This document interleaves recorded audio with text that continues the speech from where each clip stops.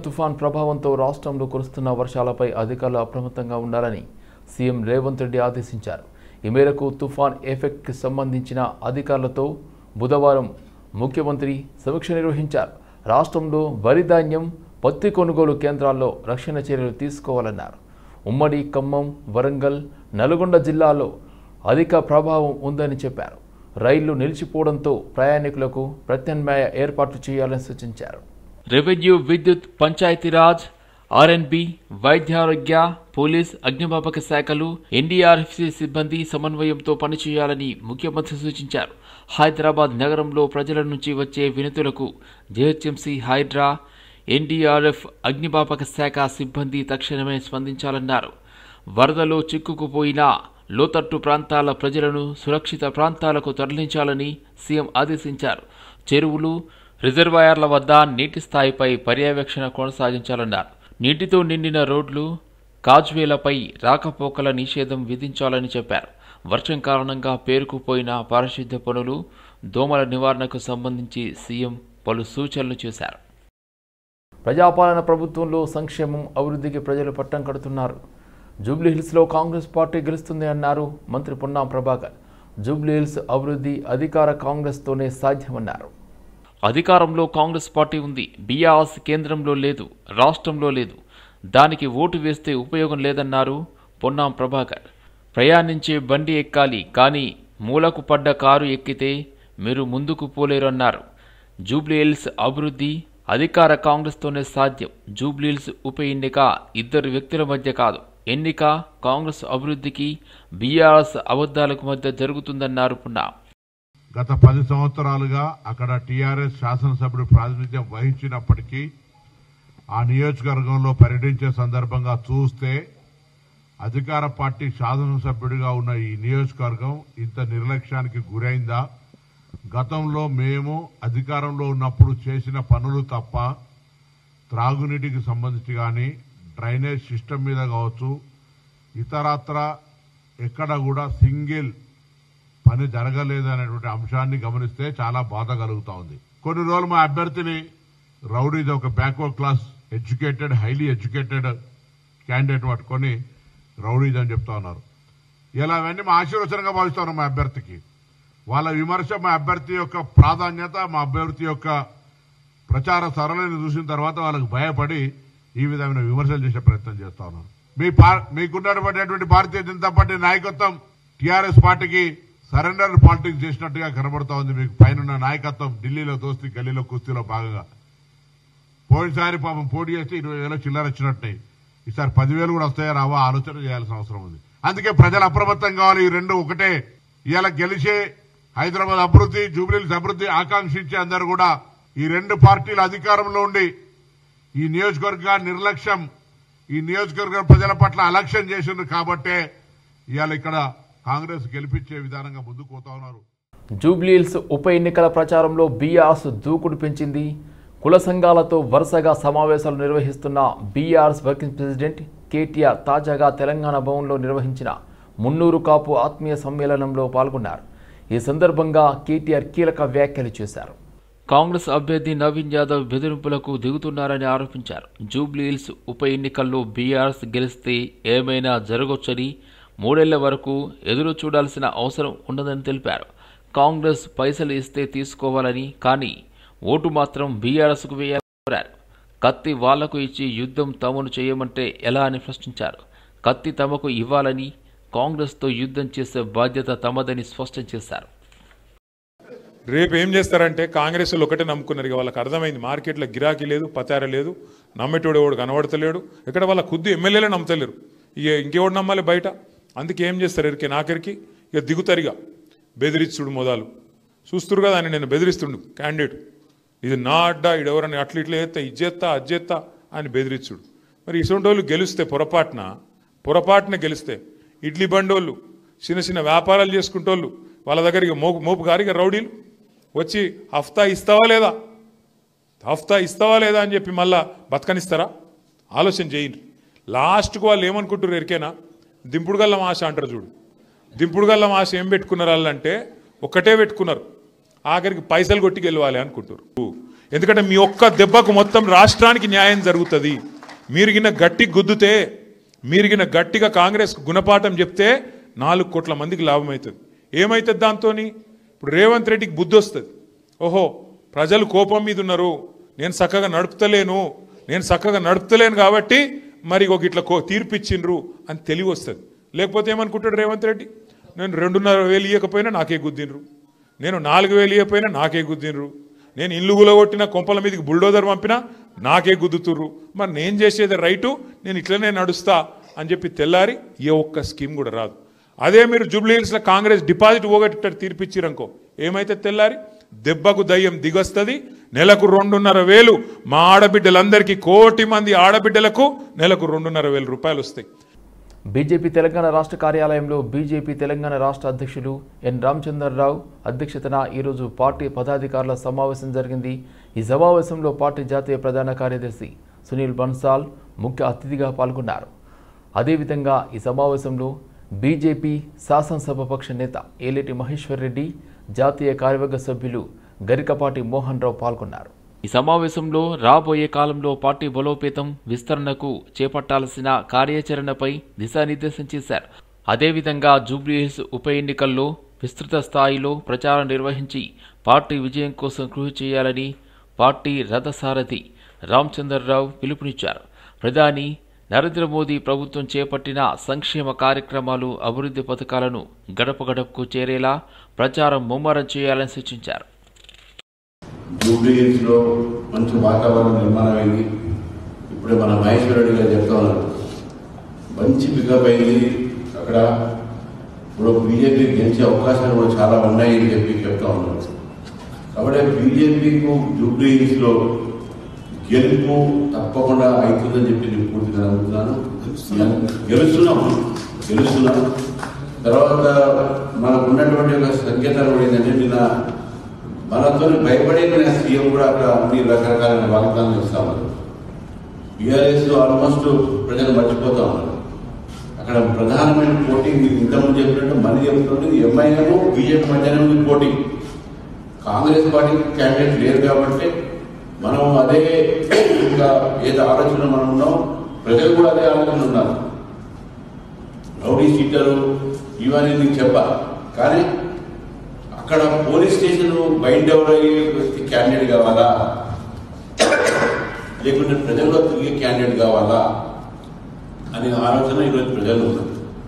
కాబట్టి మనందరం కూడా పూర్తిగా విశ్వాసంతో ముందుకు పోదాం. జూబ్లీ బీజేపీ గెలుస్తుంది. సంగారెడ్డి ఐబీ వద్ద నవంబర్ 5న సదర్ ఉత్సవ సమితి ఆధ్వర్యంలో కార్యక్రమం నిర్వహించబోతున్నారు.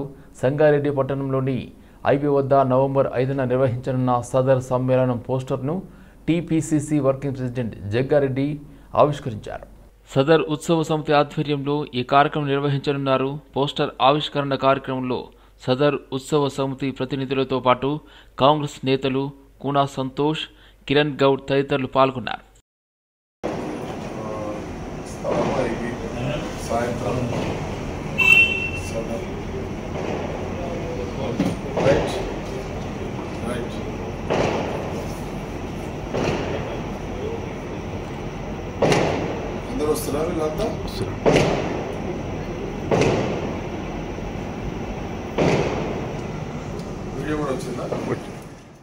సిక్కుల తొలి గురువు గురునానక్ దేవ్జీ 556వ జయంతి వేడుకలను ఘనంగా నిర్వహించేందుకు గురుద్వారా శ్రీ గురుసింగ్ సభ, గురుద్వారా సాహెబ్ ప్రబంధక కమిటీ ఏర్పాటు చేస్తుంది.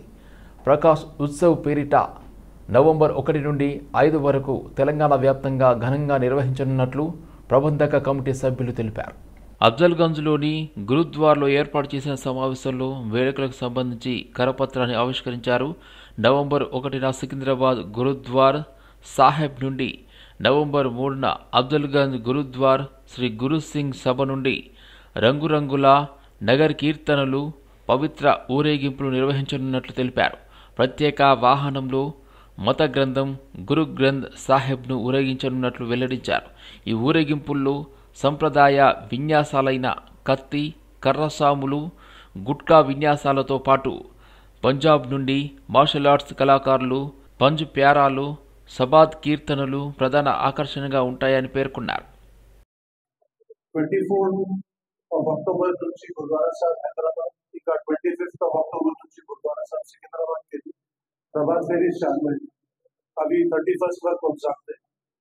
ఫస్ట్ కి ఒక పెద్ద విశాల నగర కీర్తన పవిత్ర శోభయాత్ర, ఇది గురు గ్రంథ్ సాహిబ్ జీ ఆధ్వర్యంలో చాలా గ్రాండ్ గా గురుద్వారా సాహిబ్ సికింద్రాబాద్ కి స్టార్ట్ అవుతుంది. ఆడికెళ్ళి ప్యాటీ చౌరస్తా, క్లాక్ టవర్, ప్యాటీ చౌరస్తా, RP road, Bata Honda market, ఆడికెళ్ళి అల్ఫా హోటల్ అయితే 9 o'clock వరకు గురుద్వారా సాహిబ్ సికింద్రాబాద్ కి వస్తుంది. దాని తర్వాత గురువు का लंगर भी కూడా వ్యవస్థ ఉంటుంది. ఈ నగర్ కీర్తనలో పంజాబ్ के लिए స్పెషల్ గా గద్కా పార్టీ సిక్ మార్షల్ ఆర్ట్ కి ప్రబంధం చేసిన, అది చాలా పెద్ద హైలైట్ ఉంటుంది. ఇందులో ఎవ్రీ ఇయర్ లాగా ఈసారి కూడా పంజాబ్ के लिए మార్షల్ ఆర్ట్స్ చేసే వాళ్ళు వస్తారు. అయితే గద్కా పార్టీ చాలా పెద్ద హైలైట్ ఉంటుంది. మిగతా దాని తర్వాత థర్డ్ కి గురుద్వారా సాహిబ్ గురు సింగ్ సభ నుంచి కూడా ఇంకొక విశాల్ నగర్ కీర్తన స్టార్ట్ అవుతుంది. ఆడికి స్టార్ట్ అయ్యి अपना कराची बेकरी, मौसम साहिब मार्केट, पुत्री गोली, सेंट्रल गुरुद्वारा साहिब गोलीगुड़ा నుంచి गुरुद्वारा साहिब अफजलगंज के रिटर्न అవుతుంది 9 o'clock.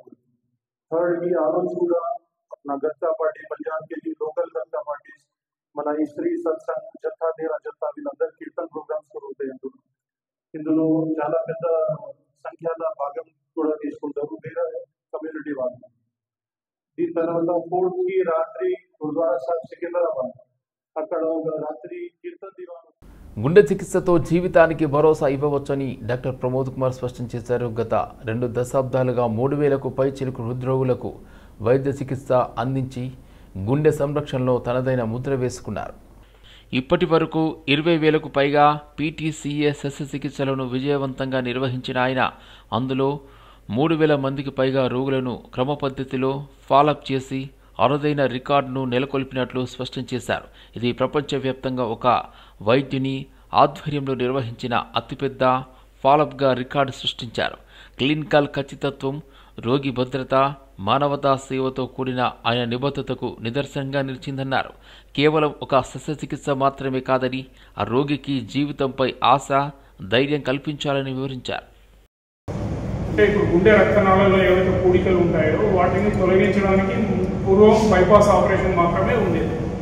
అయితే యాండ్రియా డ్రూజింగ్ అనే అతను ఏం చేశాడంటే ఒక బెలూన్ అక్కడ ఎక్కడైతే బ్లాక్ ఉందో అక్కడ పెట్టి దాన్ని వెడల్పు చేయడం జరిగింది.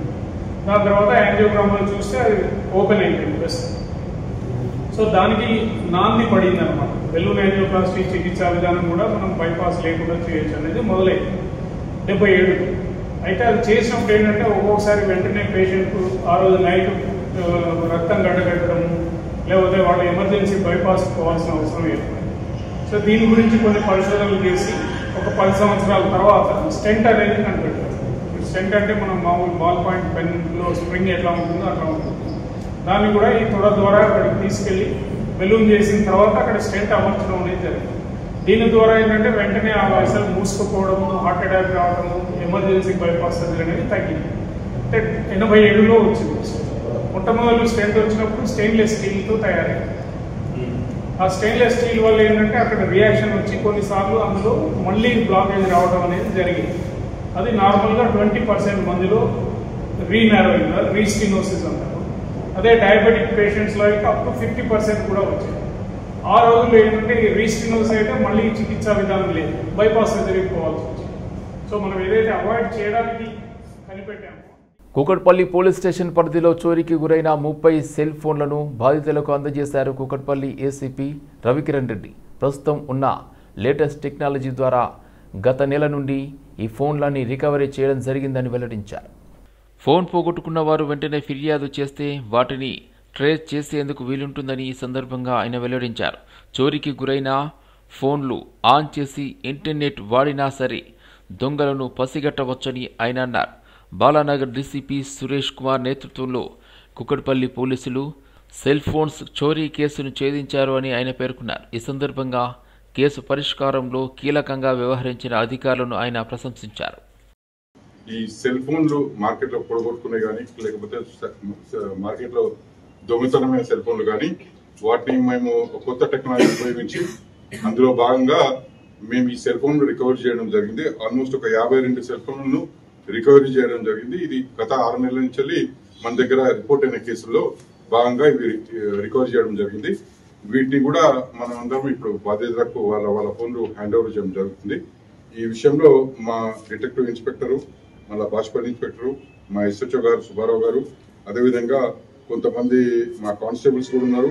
అందులో అమృతరావు అనే హెడ్ కానిస్టేబుల్ ఒకరు, అదేవిధంగా రవీందర్ అనే హెడ్ కానిస్టేబుల్ ఒకరు, అమరేశ్వరి అని చెప్పి ఉమెన్ కానిస్టేబుల్ కూడా, ఉమెన్ పోలీస్ కానిస్టేబుల్ కూడా ఉన్నారు.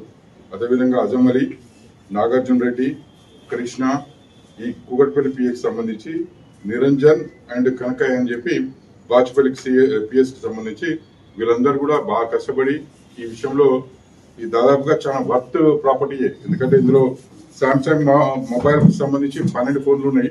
ఇవన్నీ కూడా కాస్ట్లీ ఫోన్సే. రెడ్మీకి సంబంధించి ఒక 5 ఫోన్లు, రియల్మీకి సంబంధించి 5 ఫోన్లు, అదేవిధంగా ఓపోకి సంబంధించిన 10 ఫోన్లు. ఇవన్నీ కూడా ఆల్మోస్ట్ స్మార్ట్ ఫోన్స్, కాస్ట్లీ ఫోన్సే. వాళ్ళందరూ కూడా మరొకసారి రిపీట్ చేస్తున్నామంటే వీళ్ళందరికీ ఇప్పుడు ఈ ఫోన్ హ్యాండ్ ఓవర్ చేసుకుంటూ మేము రిక్వెస్ట్ చేసేది ఏంటంటే మన సెల్ ఫోన్ ఇప్పుడు కానీ మనం జాగ్రత్తగా ఉంచుకుంటే, ఇప్పుడు నేను కూడా దాదాపుగా 10-15 నుంచి సెల్ ఫోన్ నా దగ్గర ఇప్పుడు దొంగతనం కాలేదు. ఎందుకంటే నేను జాగ్రత్తగా పెట్టుకుంటానని నేను అనుకుంటున్నాను. ఎందుకంటే ఇన్ఫర్మేషన్ కాదు ఇందులో